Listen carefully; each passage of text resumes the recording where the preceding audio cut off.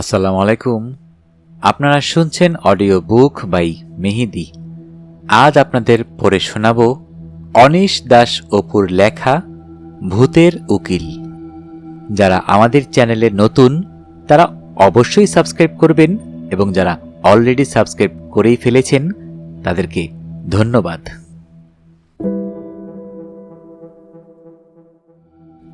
ভোতা রিংয়ের শব্দ শুনেই কাম্বারটন বুঝতে পারলেন দুটো টেলিফোনের কোটি তাকে তুলতে হবে।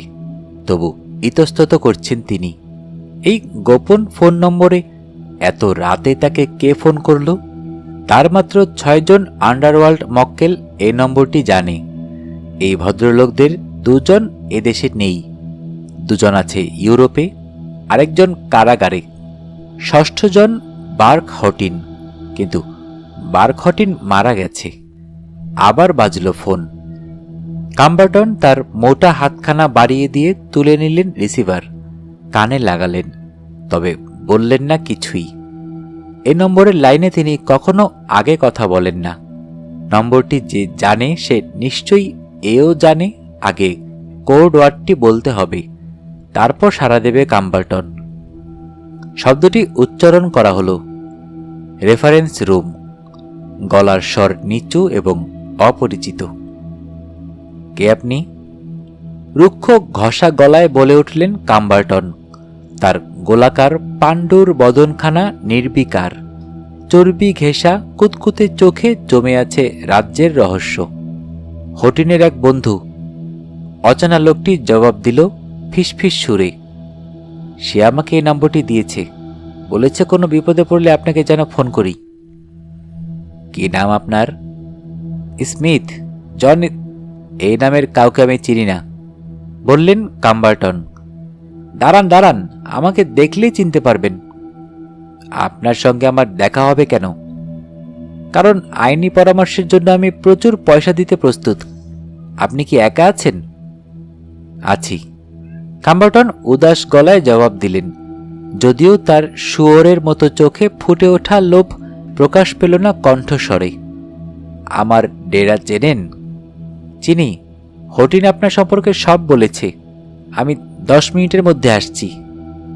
ক্রিমিনাল লয়ার হোরেস এল কাম্বারটন ফোন নামিয়ে রেখে হেলান দিলেন চেয়ারে, মনোযোগ ফেরালেন খবরের কাগজে। ফোন বেজে ওঠার আগে কাগজ পড়ছিলেন তিনি। কাগজে লিখেছে, আজ সকালে শিকাগোর শহরতলি উইলো রিজের ফার্স্ট ইন্ডাস্ট্রিয়াল ব্যাংকে ডাকাতি করতে গিয়ে বার্ক হটিন এবং তার 2 সঙ্গী পুলিশের গুলিতে মারা গিয়েছে। হটিনের লাশ শনাক্ত করেছে পুলিশ।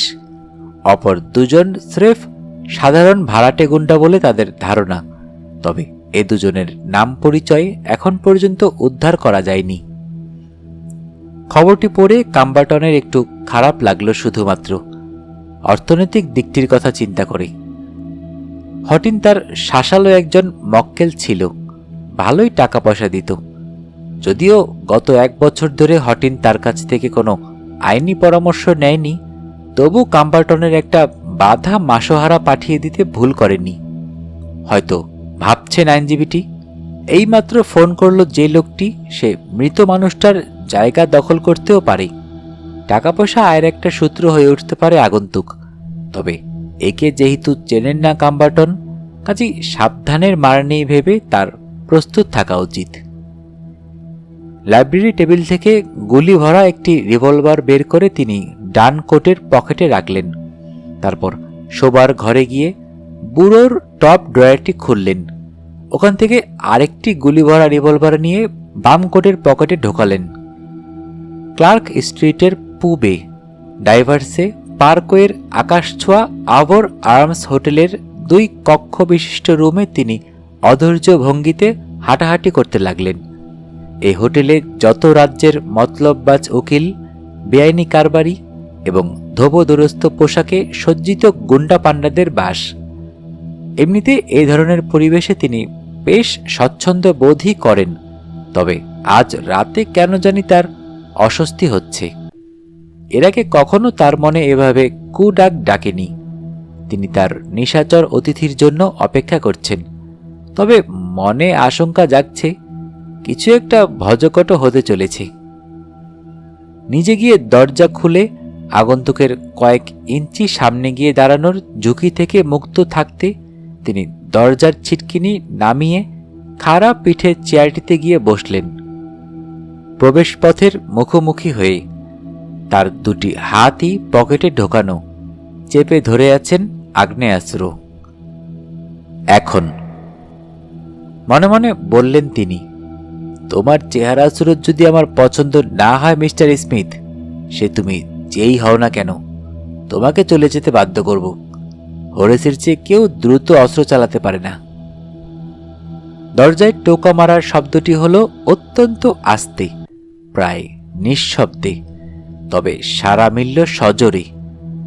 ভেতরে আসুন, হাঁক ছাড়লেন কাম্বারটন। নীরবে খুলে গেল দরজা। টাইট জ্যাকেট পরা, চওড়া কাঁধের, পেশিবহুল শরীরের লোকটি ঘরে ঢুকে বন্ধ করে দিল কপাট। তার ডান হাতখানা পকেটে ঢোকানো থাকল, যেন সে নিজেও বহন করছে অস্ত্র। অপর হাতে সামারফিল্ড হ্যাটের কিনারা স্পর্শ করল। ডার্নাক! চেঁচিয়ে উঠলেন কাম্বারটন। এক লাফে উঠে দাঁড়িয়েছেন। এই লোককে চিনতে না পারার প্রশ্নই নেই। প্রায় প্রতিটি দৈনিকের পাতায় ছাপা হয়েছে এর ছবি। এর পুরো নাম অ্যান্টন টনি ডার্নাক। আমেরিকার 1 নম্বর গণশত্রু হিসেবে সে পরিচিত। তাহলে চিনতে পেরেছেন আমাকে? ঘোঁত করল আগন্তুক। এবং আপনি জানেন আমার চামড়ার মূল্য ধরা হয়েছে $25,000। তবে তার পকেটে ঢোকানো হাতটি সামান্য নড়ে উঠল। ভাববেন না যে আপনি টাকাটা সংগ্রহ করতে পারবেন। তাছাড়া আমি টাকার অঙ্কটা দ্বিগুণ করে দিতে পারি, যদি আপনি আমার পক্ষ হয়ে কাজ করেন।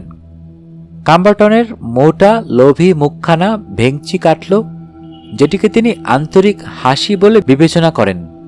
এসো বন্ধু হই বলে হাত বাড়িয়ে দিলেন।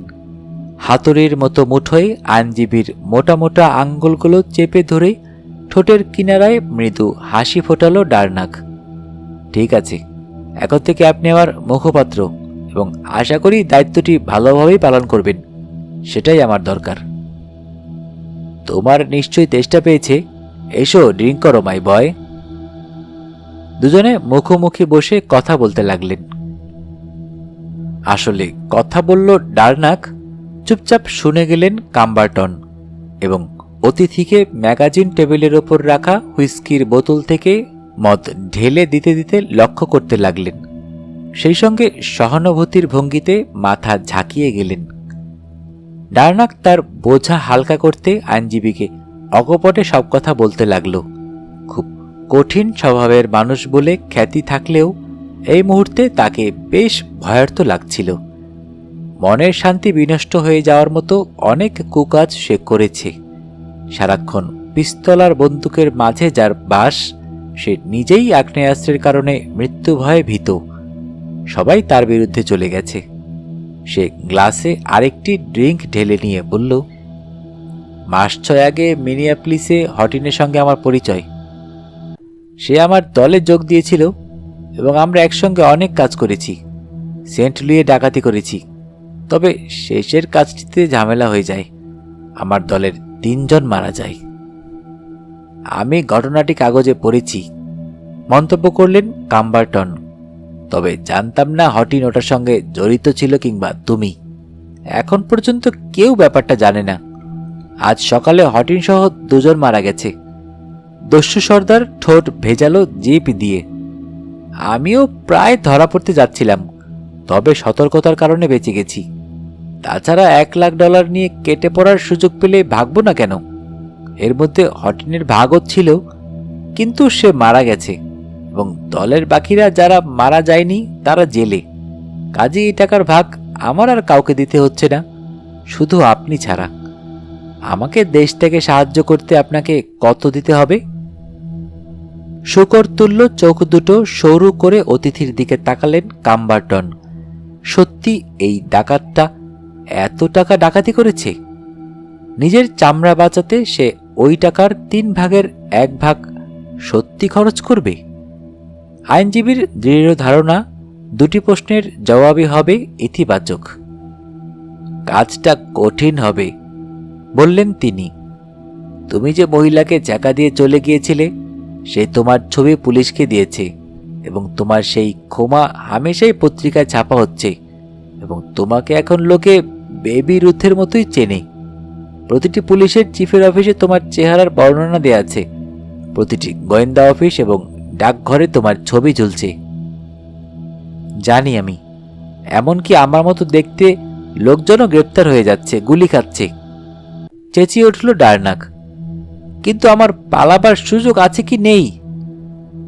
আছে, বললেন কাম্বারটন, তীক্ষ্ণ দৃষ্টিতে লক্ষ্য করছেন তার মক্কেলকে। কিন্তু বললামই তো কাজটা কঠিন এবং ব্যয়বহুল। বেশ খরচা হবে তোমার। সবার আগে আমার একজনকে ভাড়া করতে হবে যে তোমার সুপরিচিত চেহারাটির উপর ছুরি কাঁচি চালাবে। প্লাস্টিক সার্জারির পরে যে রাস্তা দিয়ে তোমায় পাঠাবো সেই জন্য আলাদা খরচ রয়েছে।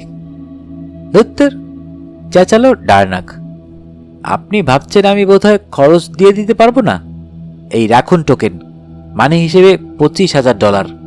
সে ব্রেস্ট পকেটে হাত ঢুকিয়ে নোটের একটি তারা বের করে উকিলের কোলে ছুঁড়ে মারল।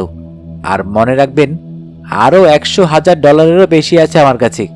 এখান থেকে কয়েক ব্লক দূরে আইডিয়াল শু রিপেয়ার শপের মেঝের নিচে টাকাটা রাখা আছে। বলেই থতমত খেয়ে গেল সে। আরেক ঢোক হুইস্কি গিলে নিয়ে গমগম করে বলল, হ্যাঁ, আমি আইডিয়াল শু রিপেয়ার শপের মালিক। বুড়ো মুচিটাকে সবাই মালিক ভাবলেও আসলে ও আমার কর্মচারী মাত্র। সে জেলখানায় বসে জুতো সেলাইয়ের কাজ শিখেছে। সে কি জানে টাকাটা ওখানে আছে? হ্যাঁ, প্রশ্নই ওঠে না। বুড়ো ফ্রেড মিলার ভোতা বুদ্ধির লোক। সে আমার কাজের গুরুত্বপূর্ণ কোনো ব্যাপারই খোঁজখবর রাখে না। শুধু জানে মাঝে মধ্যে আমি হটিনার ছেলেদের সঙ্গে দোকানের পেছনের ঘরে বসে ব্যবসায়িক আলাপ করি।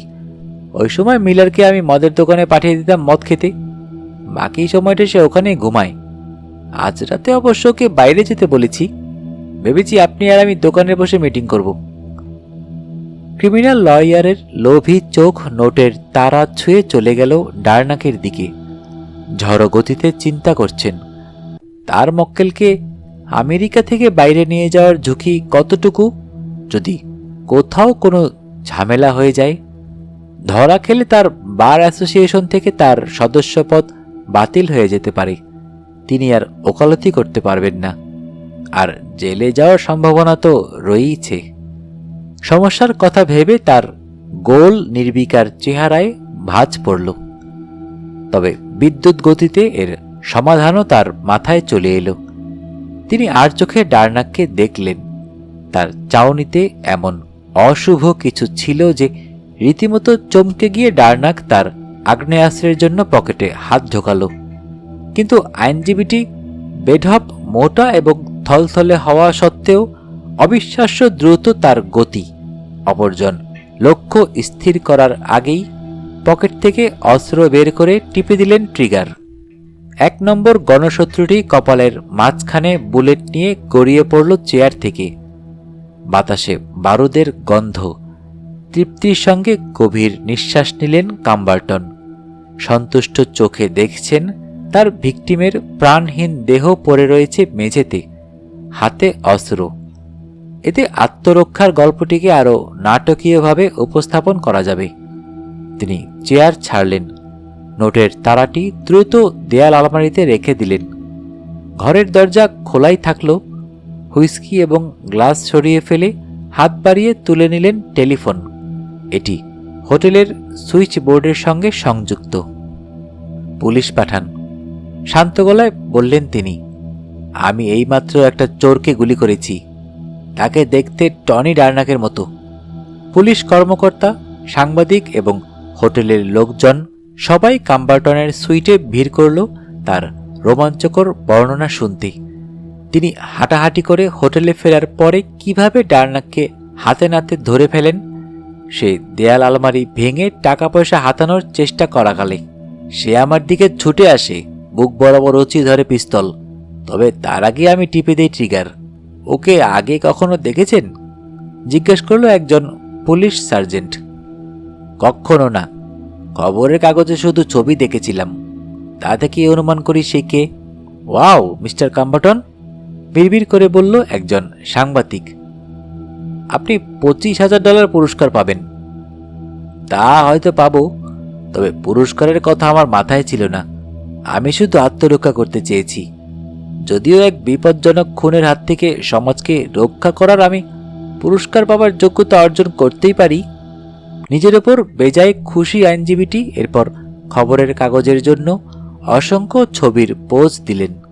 হাতে রিভলভার নিয়ে ক্যামেরার দিকে তাকিয়ে পোজ মারলেন। দেয়াল আলমারির দিকে আঙ্গুল নির্দেশ করা অবস্থায় ছবি তুললেন। সার্জেন্টের সঙ্গে হাত মেলানোর ফটো তোলা হলো।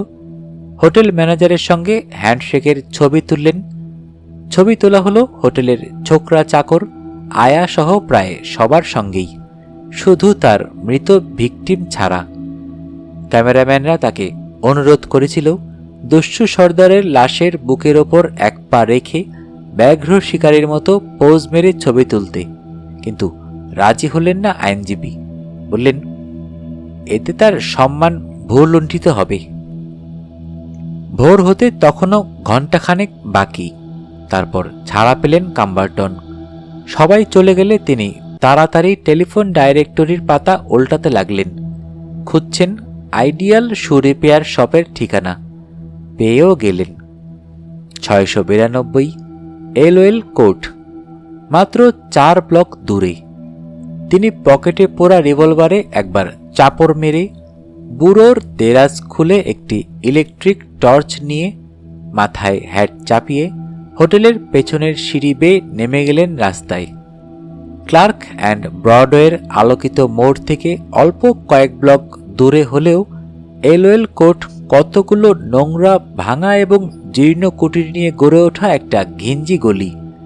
এর মধ্যে একেবারেই ভগ্নদশার দোকানটি হল 692, যার সামনের দরজায় কাচের ওপর আঁকাবাঁকা হস্তাক্ষরে লেখা, এখানে জুতো মেরামত করা হয়। এরকম একটি জায়গায় $1,00,000 লুকিয়ে রাখা হয়েছে, তা কল্পনা করাও শক্ত। তবে কাম্বারটন নিশ্চিত তিনি টাকাটা এখানে পাবেন। তিনি ডার্নাককে দেখেই বুঝতে পেরেছিলেন লোকটা স্থূল বুদ্ধির।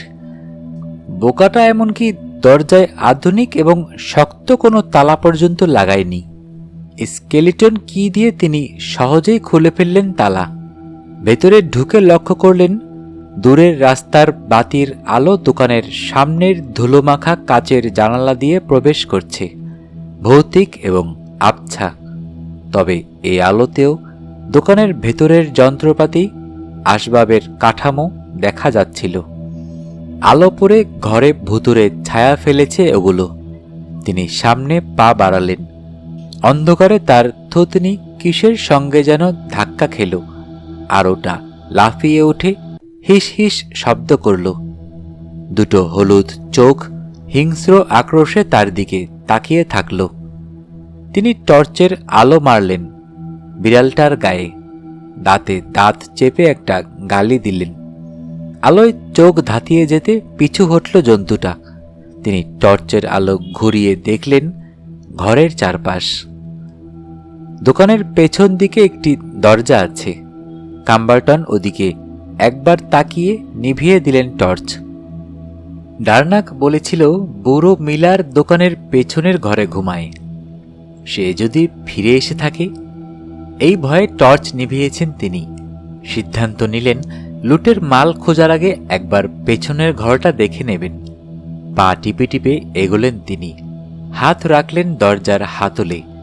ওটা ধরে নিঃশব্দে এবং ধীরে মোচড় দিতেই অদ্ভুত একটা ভয় পেয়ে বসল তাকে। বিষয়টা অস্বাভাবিক। তিনি বিশ্বের সবচেয়ে সাহসী মানুষটি হতে না পারেন, তাই বলে আধারে বিড়ালের জলজলে চোখ দেখে ভয় খাওয়ার মতো লোক মোটেই নন। আতঙ্কের কারণ অন্য কিছু, যেটি তিনি বুঝতে পারছেন না, আর এ কারণে তার নিজের উপরেই খুব রাগ হল। সাবধানতা অবলম্বনের গোষ্ঠী কিলিয়ে তিনি ধাক্কা মেরে খুলে ফেললেন দরজা। সঙ্গে সঙ্গে হিম ঠান্ডা একটা বাতাস তাকে ঝাপটা মারল। এমন কনকনে হাওয়া যে রীতিমতো শীত লাগল। জুলাইয়ের এমন উত্তপ্ত রাতে এরকম বরফ শীতল বাতাসের প্রবাহ খুব একটা স্বাভাবিক বলা যাবে না। মাংসল দেহে জেগে ওঠা শিরশিরানির ভাবটা দমন করতে আইনজীবীকে নিজের সমস্ত ইচ্ছাশক্তি প্রয়োগ করতে হলো। তারপর তিনি ঘরের দিকে তাকাতে পারলেন। এখানে আলোর পরিমাণ একটু বেশি মনে হলো।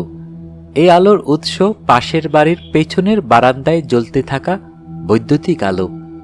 ওখান থেকে আলো ঢুকছে দোকানের জানালা দিয়ে। কাম্বারটন নার্ভাস ভঙ্গিতে ঘরের চারপাশ জরিপ করছিলেন। তার চাউনি নিবদ্ধ হল ঘরের অন্ধকারতম কোণায় একটি বস্তুর উপর। মনে হচ্ছে কেউ একজন শুয়ে আছে খাটিয়ায়। তাহলে বুড়ো মুচি মিলার মাতাল হয়ে ফিরে এসে এখানে ঘুম দিয়েছে। তবে কাম্বারটনের নাকে যে গন্ধটি ধাক্কা মারছে সেটি মদের গন্ধ নয়, কেমন চেনা গন্ধ, যেটি এ ভাঙাচোরা দোকানের সঙ্গে যায় না। জোরে নাক টানলেন তিনি এবং একই সঙ্গে তার হাত খামচে ধরল পকেটের রিভলভার। তিনি অর্ধশায়িত মূর্তিটির দিকে এগিয়ে যাচ্ছিলেন। মাঝপথে দাঁড়িয়ে পড়লেন। বরফের মতো জমে গেছেন, ভয়ে বিস্ফারিত চোখ। খাটিয়ায় শোয়া মূর্তিটি উঠে বসেছে। ওটা কোনো বুড়ো মানুষ নয়। ওখানে দেখা যাচ্ছে চওড়া কাঁধের বিশালদেহী টনি ডার্নাককে। আমেরিকার 1 নম্বর গণশত্রু টনি ডার্নাক, যার লাশ এই মুহূর্তে শহরের মর্গের স্ল্যাবে শোয়ানো রয়েছে। সে এখন উঠে বসছে। মুখটা দিয়ে সবুজ একটা আভা বেরুচ্ছে। তাতে তাকে আরো ভয়ঙ্কর লাগছে দেখতে।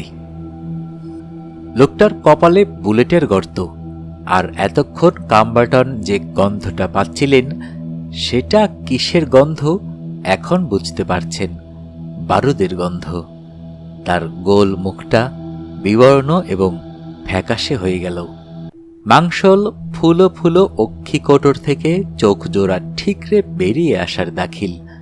তিনি ঠোঁট নাড়লেন, তবে কোনো শব্দ বেরোল না মুখ থেকে। তুমি? অবশেষে ব্যাঙের কর্কশ ডাক তুলল তার কণ্ঠ। তুমি ডার্নাক? তোমাকে আমি একবার খুন করেছি এবং আবারও করব। অশরীরের দিকে পিস্তল তাক করলেন কাম্বারটন। বারবার গুলির আওয়াজে কুটির যেন কেঁপে কেঁপে উঠল। গুলিগুলো মূর্তিটির শরীর ভেদ করে চলে যাচ্ছে। ওটা ধীরে সুস্থে খাটিয়া থেকে নেমে পায়ে পায়ে এগিয়ে আসতে লাগলো আইনজীবীর দিকে। গুলি করতে করতে তিনি পিছিয়ে যেতে লাগলেন। ঘুরে দাঁড়াবার চেষ্টা করেও পারছেন না। ঘুরে দাঁড়াতে পারলেই পালিয়ে যাবেন। তার চোখ আঠার মতো সেটে আছে সামনের মূর্তিটির দিকে। তাকে যেন সম্মোহন করা হয়েছে। অদৃশ্য এক জোড়া হাত বেঁধে রেখেছে।